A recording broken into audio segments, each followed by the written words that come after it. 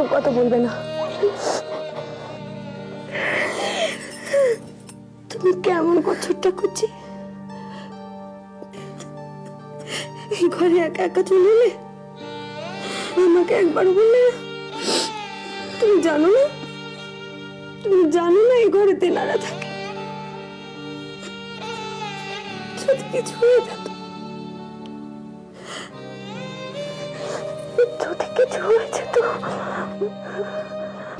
কে এমন আমার শত্রু বলো তো? আমাকে পথে বসিয়ে মজা দেখছে, আমার এত বড় সর্বনাশ করলে। আমি তো কোনোদিন কারো কোনো ক্ষতি করিনি গো। এই দেখো আবার কাঁদে। জন্মেস তো ভাইদের কত গালমন্দ শুনেছি, আমিও কম কটু কথা বলিনি ওকে। তবু ভেবেছি যদি একটা ভালো ঘর ভালো বনে ওর বিয়ে হয়। ওরা তো অনেকক্ষণ গেছে গো, এখনো তো ফিরলো না। ওরা যদি বলে বিয়ে দেবে না, তাহলে?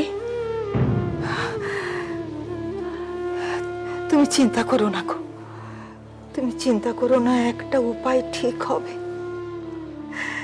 তুমি চিন্তা করো না গো। যদি এতটুকু দায়িত্ব জ্ঞান থাকতো, তবে বড় ভাইয়ের সঙ্গে গিয়ে তাদের পায়ে পড়তে, এখানে দাঁড়িয়ে গয়না হারাবার আনন্দ করতে না। গয়না হারাবার জন্য আমার খুব আনন্দ হয়েছে। হচ্ছেই তো, সেই জন্য তো আমাকে এতগুলো কথা শোনাচ্ছ। একবারই লোকের মাঝে বউয়ের সঙ্গে লুকিয়ে কথা বলে আর লোক হাসিও না। নাও তো একটু কিছু মুখে দাও। এসো ছোট্ট করছি, একটু মুখে দাও, আমি বলছি। ওগো, তোমরা শুনেছো? ওরা তো ছেলের বাড়ি থেকে ফিরে এসেছে। ছেলের বাপ নাকি বলেছে গয়না না পেলে বিয়েটাই দেবে না। কি রে বল, আমি কি করব? আমি কি মেয়েকে নিয়ে গলায় দড়ি দেবো বল? তুমি অমন করে বল, আমার দিকে তাকাও। ওনারা তো বলেছেন মা যে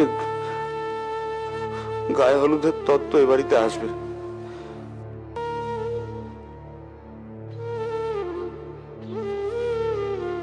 আমি তোমার ছেলে, তোমার পা ছুঁয়ে কথা দিচ্ছি মা, ওনাদের যেভাবে হোক আমি ঠিক রাজি করাবো। ওনারা রাজুকে এ বাড়ি থেকে বউ করে নিয়ে যাবে। মা গো, মা শুধু তুমি আমার মাথার উপর শক্ত হয়ে থেকো মা, আমি ঠিক একটা ব্যবস্থা করবো। আমি একটা ব্যবস্থা ঠিক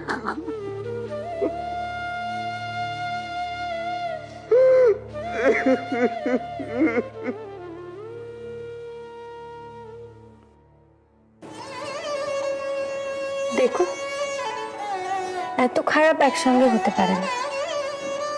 আমি বলছি, আমার মন বলছে সব ঠিক হয়ে যাবে। কাল সকালে দেখবে সব ঠিক হয়ে গেছে। আর তোমার মেজ বউ তোমার সাজিয়ে গুছিয়ে বিয়ের মণ্ডপে নিয়ে যাবে। মিলিয়ে নিও তখন তোমার মেজ বউয়ের কথা।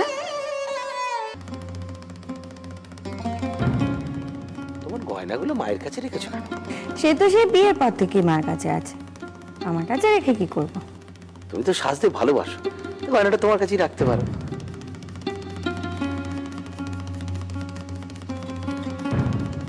তুমি ওই মেজ বউয়ের গয়নার ব্যাপারটা আর কাউকে বলো না। এই যদি জানতে পারে না যে এই গয়নার ব্যাপারটা পাঁচ কান হয়েছে, সবাই জানতে পেরেছে, কি বাঁধাবে তার ঠিক নেই।